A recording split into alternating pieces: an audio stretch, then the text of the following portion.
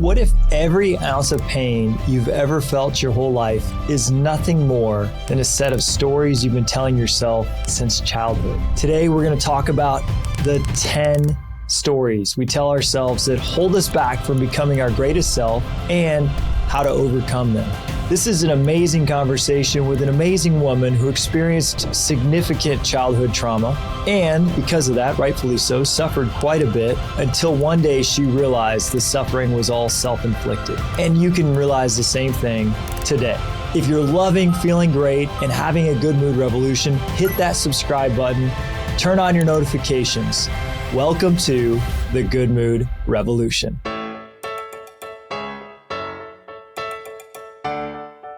Do you ever tell yourself stories that maybe aren't even true?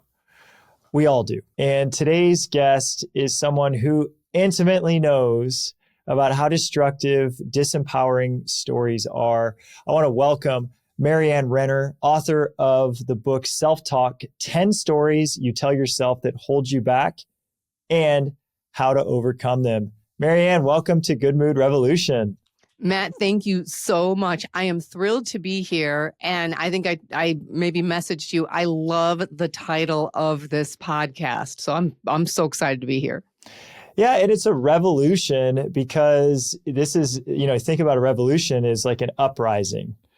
And it's a fight for good moods, for feeling good. And I feel like we all have to take the journey that you took in your life, that I've taken in my life, to rise up against these negative stories and these negative emotions and say, I've had enough of that.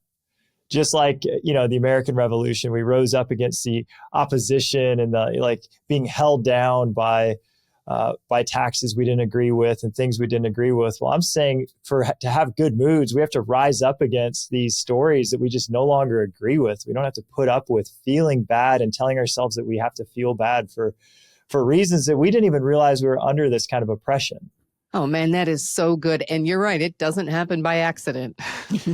So your book starts out with this incredible analogy about this stream and the rocks that are in the stream. Would you mind, just telling our listener about the stream? Yeah. So I have a koi pond in my backyard, and it's got a 15-foot stream, and there are 2.5 tons of rocks and boulders. And one day I'm sitting and I'm looking at the waterfall, and it's coming down and it's splashing on the rocks, and it's just sort of moving through, and it sounds so beautiful. And I can't take credit for this. I was reminded of a phrase I heard someone say once, that it's the rocks in the brook that make it sing. And I thought, isn't that just like the obstacles in our lives? That every single one, if we look at the whole, is placed there, and in the moment, we don't like it. But over time, it is what creates the orchestra of our lives, the music of our lives. It's all the way that the water sort of hits the obstacles and it sort of goes over and goes around. And that's our job with the obstacles, is to move like the water, pass through the obstacles, over, go around them, not get stuck in them. And I just thought that was a really beautiful analogy for the opening of the book. So every one of these obstacles that got in the way of the flow of our life, that we didn't want that big rock to be placed right in the middle of our stream at the moment.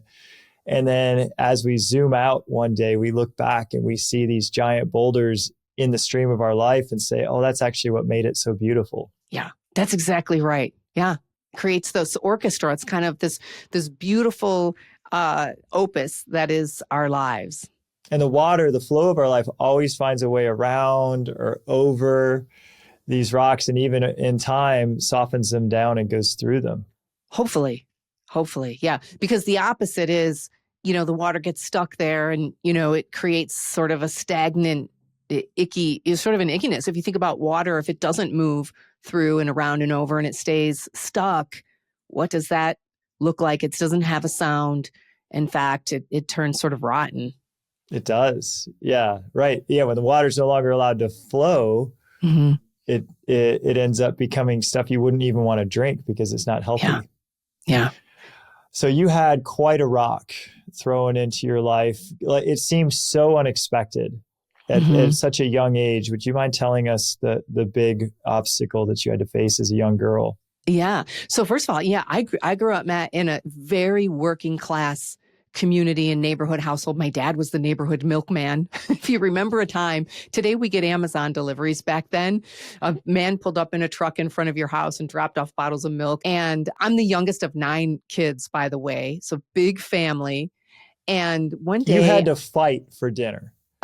Like when the dinner table showed up, you had to fight or else you weren't getting food. I was quite a bit younger, like almost by a generation from some of my other siblings. So I was a big surprise to mom and dad. I was too. I'm 13 years younger than my sister. I'm in the 4th grade, 9 years old.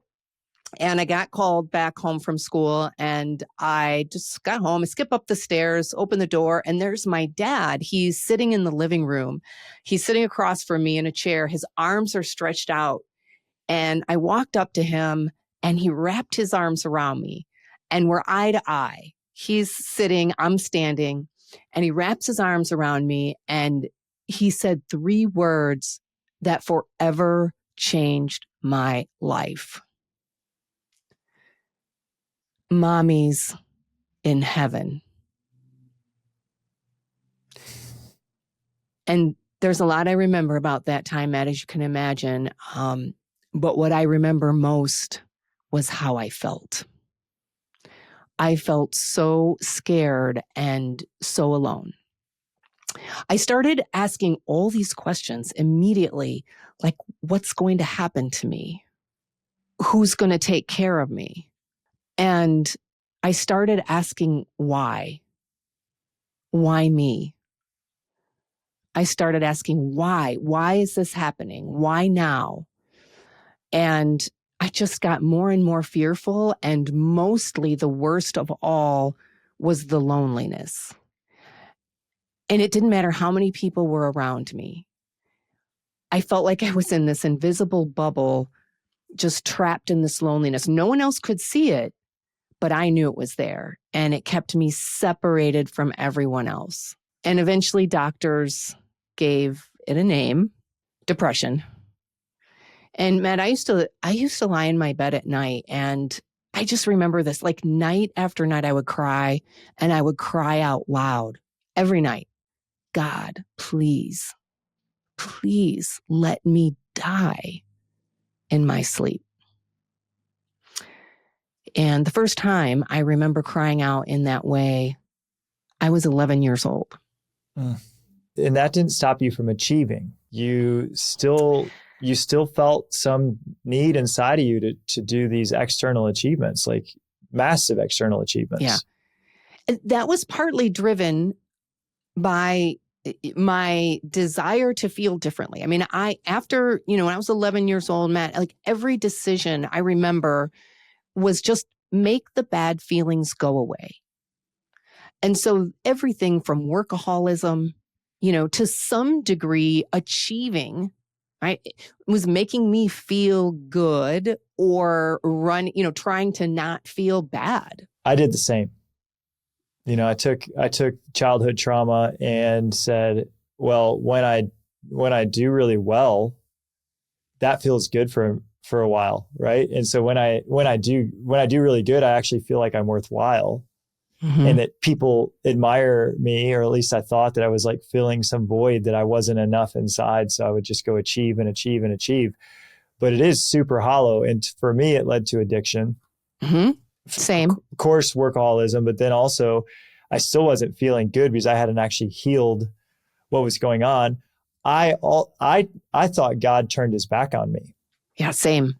And I'm like, same kind of questions you had. Why me? And who wouldn't think that question? And here we both are, inspiring the world to be happier, to live their truth, to get over some of these destructive thoughts. And so, now I can see that these giant rocks in our lives were actually things that made our life so much more meaningful and so much more beautiful.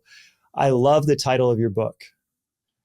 You finally one day woke up from this why me, and as I'm reading the first of the these lies, these things we tell ourselves, this, it's not fair, or why me? I can't live with this, was another way that you used to say it. Yeah. What happened? What was that day that you decided to shift that story? Oh my gosh. Yeah. Because like you said, I tried workaholism. It didn't work. I tried alcoholism. It didn't work.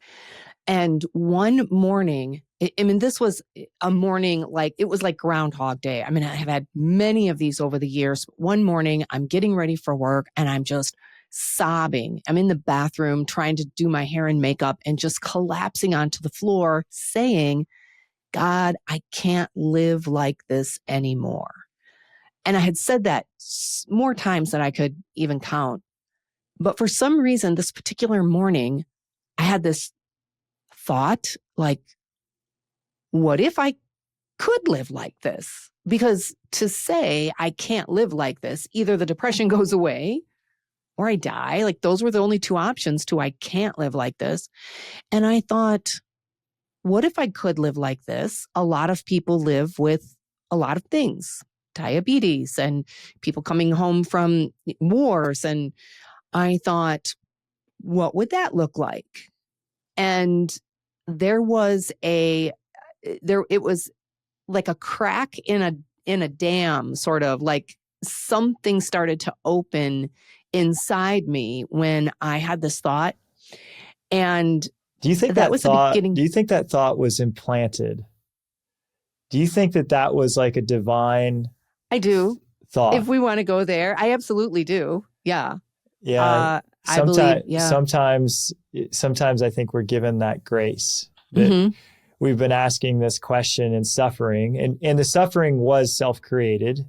Yes. It wasn't, the suffering wasn't from your mom passing. It was a self-created story from a 9-year-old that didn't know how to handle such a big life event. And no one taught you. You didn't have that guide because, again, the times, like who knew how to deal with this? Who knew how to help a little 9-year-old who just lost her mom? It wasn't the time in history that we knew how to pick you up and carry you through such a thing. And you're asking these questions, why me? And this isn't fair. And why isn't it fair? And I can't live like this. And I think God just looked out for you. And you're like, I can't live like this. And boom, you get this thought. What if you could? Yeah, I do believe that. I started to kind of shift and I started to study a little bit about this idea of acceptance. There's a chapter in the book called Accept What Is, and that is to shift the story from it's not fair, which, by the way, we have all different ways of describing a situation that is not fair. We might say, I hate it that. I can't stand it that. Yeah, can't live like this anymore. So I started to kind of think about, well, what if I could? And sort of accepting what is kind of, this is the way it is. And I have to accept it. It doesn't mean that I lay down like a doormat and don't do anything. No, I have this place that I want to get to and I need to take action to get there, but it's to let go of the resistance so that I can move forward, the sort of resistance against. Happiness isn't just a feeling, it's a skill. And it starts with 5 pillars: authentic relationships, thriving fitness, achieving goals, conquering bad moods, and then choosing good ones. I'll teach you how to master all 5 pillars in my one-on-one happiness coaching. Let's talk. Grab a free 30-minute happiness consultation on my calendar at mattoneil.com/coaching. I say the exact same thing. Anytime I'm coaching someone, I call it, for me, it's a happiness blueprint. And the first step of the happiness blueprint is full acceptance, and that means the elimination of your resistance to it. Yeah, resistance. Like I was just talking with someone who went through divorce just recently, and they're resisting it, and they're disappointed in the place they're living because it's not the house that they were in. They don't think it's right. They don't think that it's they're resisting all of it. They're resisting their life. And they're resisting that the divorce happened and that they have to deal with this and they have to go through it. And I'm not saying that that's fun, but I said you're going to suffer until you fully accept. Mm-hmm. And once you fully accept, at that moment, when you stop resisting it, you stop hating that you got divorced, you stop hating the new place that you live, you stop resisting your life. Once you fully accept your life, just accept it. Like this, it's not going back. It's not going to be the way it was, but it is here. This is the way that it is right now. From that place, now we can start to build some positive emotions. But until we get to that point of full acceptance, you can't. Yeah. It's accepting where you're at while you're on the way to where you're going. That's it. Totally. Yeah. And it was beautiful. You find, so how many years did you suffer before you came to realize I need to accept? 30. I mean, from the time I was 11 and the time I really started like to have all these ahas, it was shortly after my 40th birthday. Yeah. And so from 11 to age 40, I mean, I have been trying to figure it out and I've been reading all the books, but something. And you went to psychiatrists, right? Weren't you going to psychiatrists and you leaned into fitness really hard? And Yep. Exercisism, alcoholism, that was another one. And all of these things probably were planting seeds. The books you were reading and the psychiatrists and like, you know, working out is a really positive habit and achieving is good. Absolutely. You know, you had all these positive things. And then in that moment, for me, it was in my mid-30s. And so suffering for a lot of years from, you know, probably the exact same time, 30 years, Mm-hmm. you know, 6 years old is when I was having my breakdown to mid-30s, maybe 36. I got this like epiphany that I was suffering by my own hand. Wow. And that I could change these thoughts and I could change my story. And then then things really started to open up. And it was so our stories feel so similar to me. Very similar. So that's the first of the stories we tell ourselves is it's not fair, or why me? Why me was the way I said it. Yep. Why me? Yeah, me too. Mm-hmm. Why, you know, and who wouldn't? Like a 9-year-old losing her mommy. Like that's not fair. Yeah. It's not fair. Right.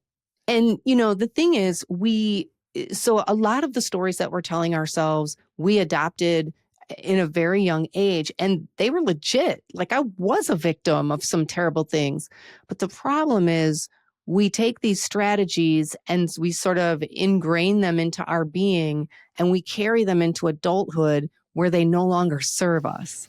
Right. And now as an adult, it's now our full responsibility to care for ourselves. Mommy's no longer caring for us. You know, there's an age that happens. Maybe it's 18, maybe it's 21, maybe it's 25, certainly by 40.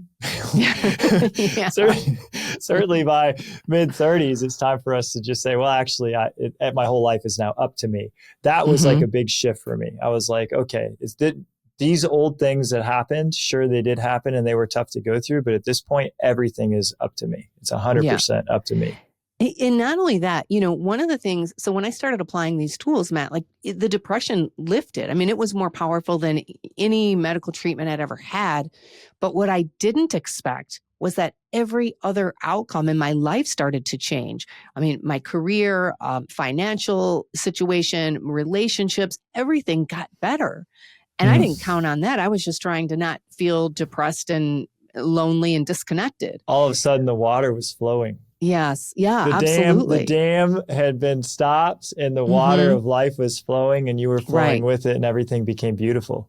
Right. Yeah. And so, I mean, I'm bringing this message into the workplaces because I always say if these tools had this kind of impact for me, imagine the implications in the workplace where there is so much chronic complaining and criticizing and, you know, feeling kind of that victim mentality, like it's not fair. And it's so the applications for this, they certainly fit for people that want to get happier and there's so much more in terms of how these can be applied. We don't achieve the things we want to achieve and then become happy. The first thing we do is we become happy, and then everything that we want, from our relationships to our health to our career success and financial success, starts to come to us because of the way we feel.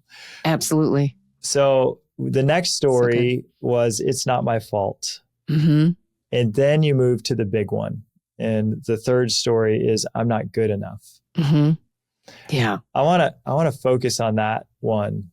Why is that story so prevalent in so many of us?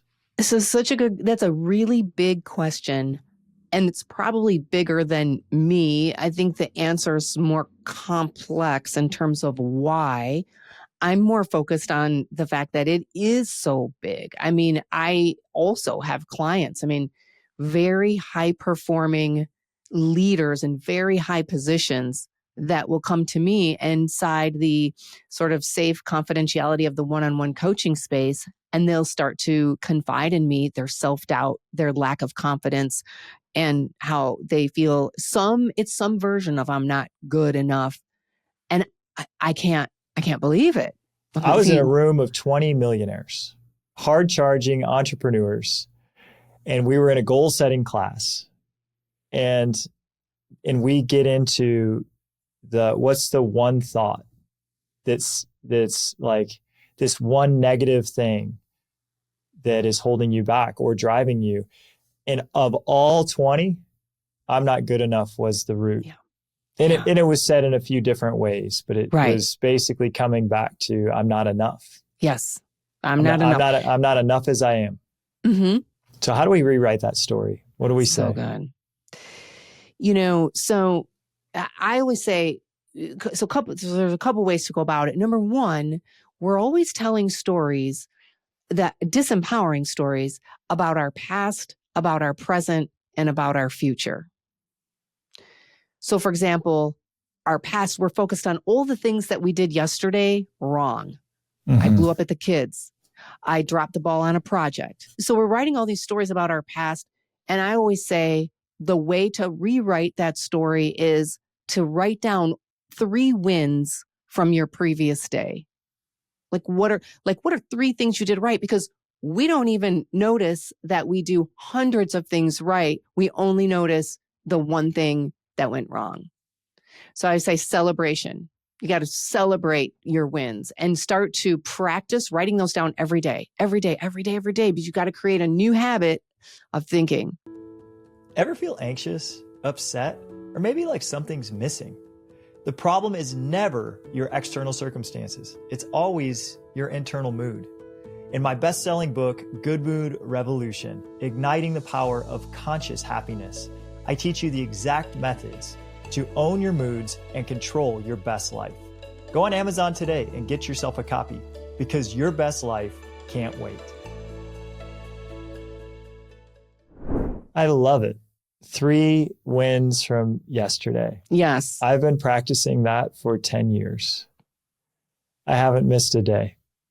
That's so good. I love that you do that. You know what's crazy is that it totally transformed everything. Everything starts to become more positive. And you've got this really cool equation. Mm-hmm. Your equation is your story plus your emotion plus your action equals your result. Yes. So I call it the SEAR framework, right? That's the acronym. That's what it spells, SEAR, because our stories are sort of seared in our minds. If we want to change the story, like we can sear new stories into our mind. And here's how this works. There's an external situation, okay?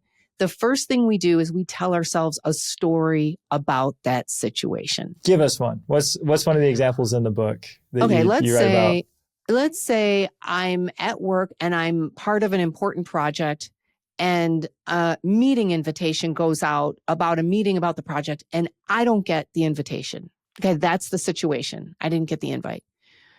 So what story might I tell myself about that? They don't want you on the project. They don't want me on the project. They don't value me. They don't think I really know what I'm talking about. They think you're annoying. Maybe they think I'm annoying. Maybe somebody's trying to take over my job. Or they're trying to push me out. Hello? Okay. So there's the story. That's the S. E, our story evokes an emotion. Why me? I'm not good enough. I'm not good enough. Why me? How else might you feel if you're telling yourself that story? Angry, vindictive, angry, revenge. resentful. Yeah, absolutely. All of those things. So story evokes the emotion. The emotion then informs our action.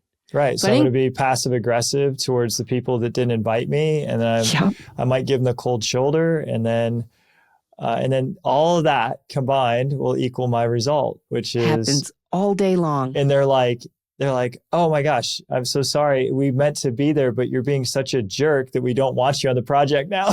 Boom, there's the result. So now you really you're not wanted on the project, but you think it's something that they did, not you.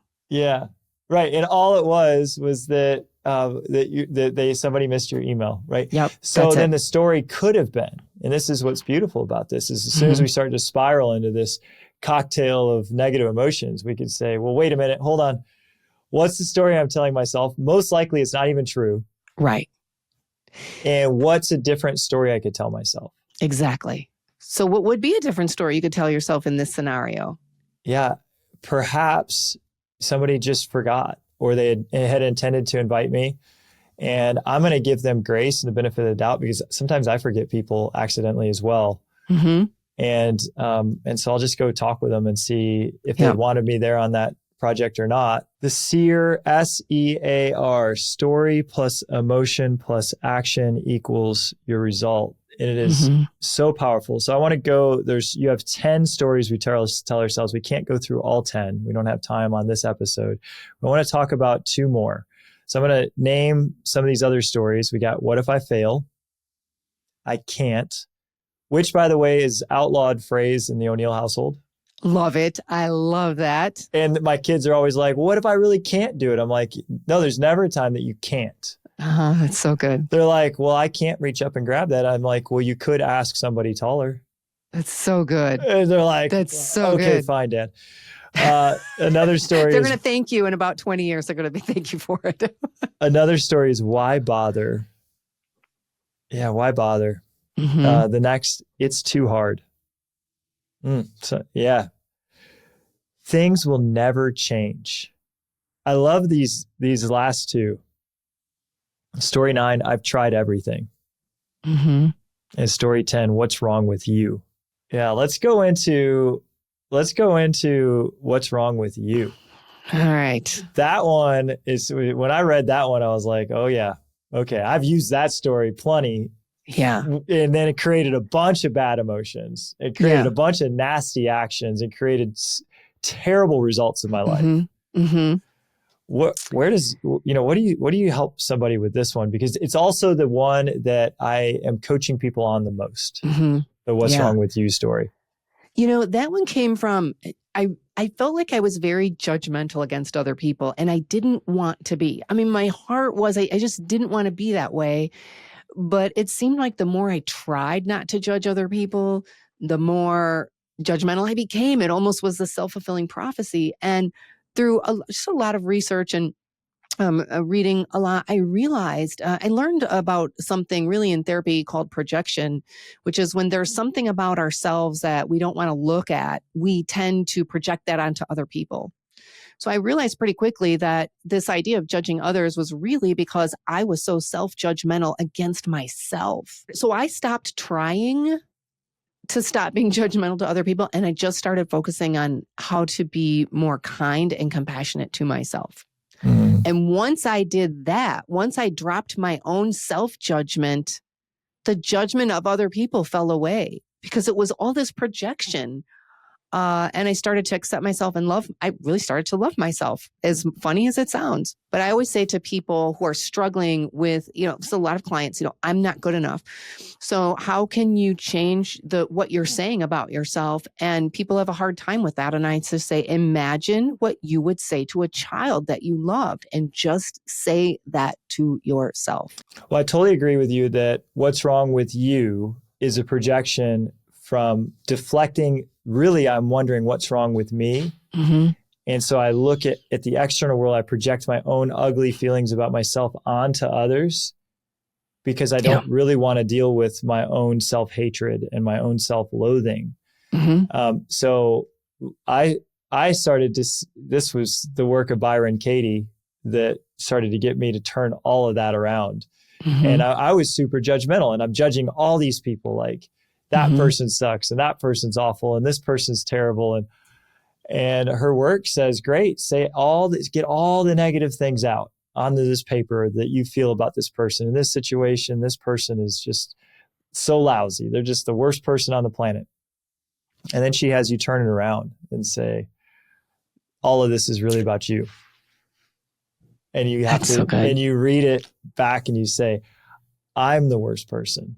That's what I'm saying. I'm saying they're the worst, but really what it is a projection that I really feel I'm the worst. How is it true that I feel that way about myself right now? And I'm like, oh, I got it.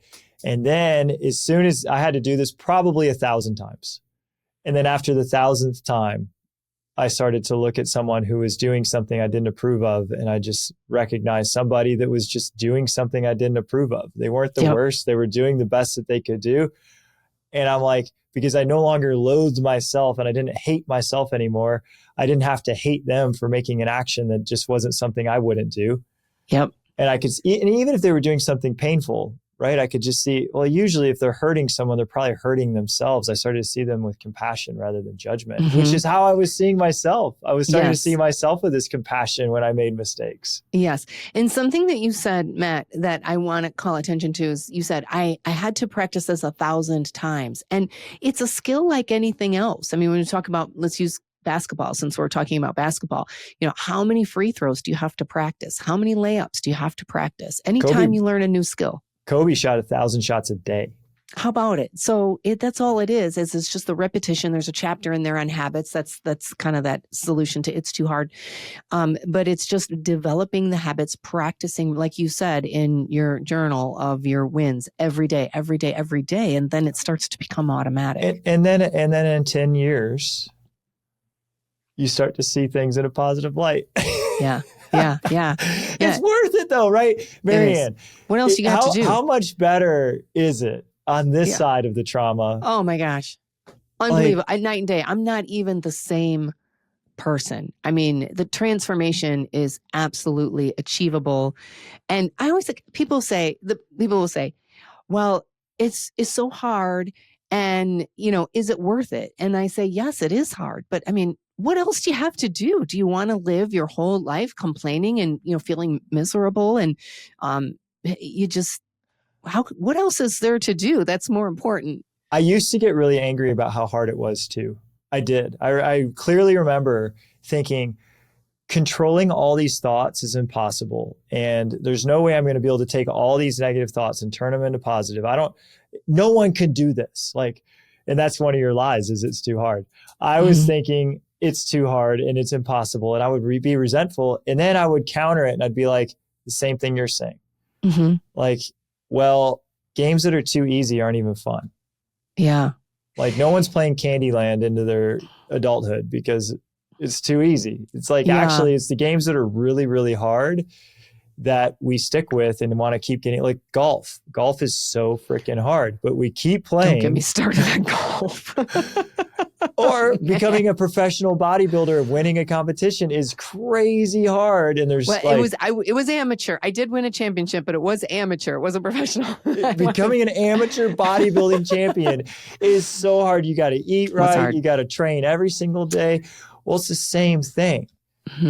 But in that sense, you get one championship and you get this great, fitness and all this great body, which is fantastic. And you have to keep it up. In this sense, you get this amazing mental fitness and you get all these positive feelings and you have to keep it up. So it's just like that. And it's worth it.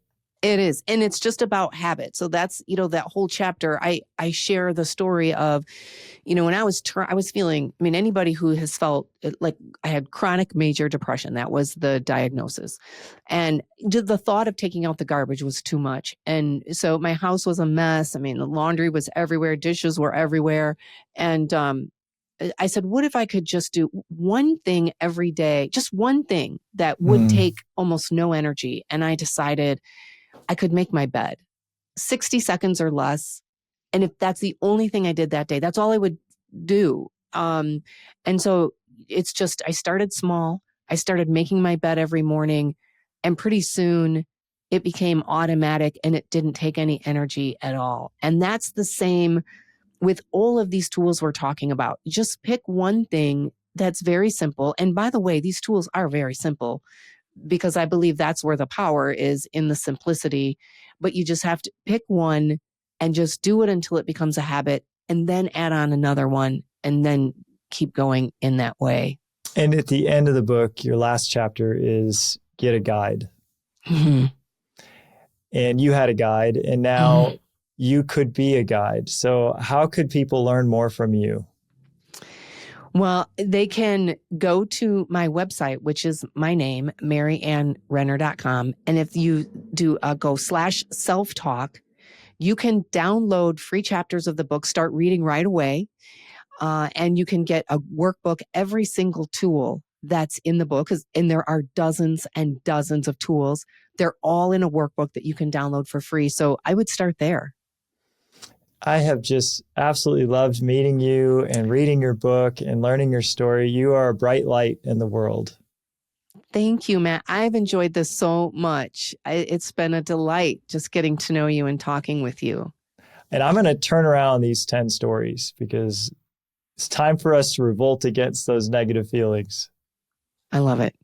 All right. Thank you, Marianne. Good to see you. Thank you so much. Thanks for joining us on another episode of Good Mood Revolution. Before we sign off, let's recap the powerful takeaways we explored today. We uncovered how negative stories we tell ourselves from childhood create self-inflicted misery. Marianne's rocks in the stream analogy showed us that the obstacles, when embraced, can shape the beauty and the symphony of our life.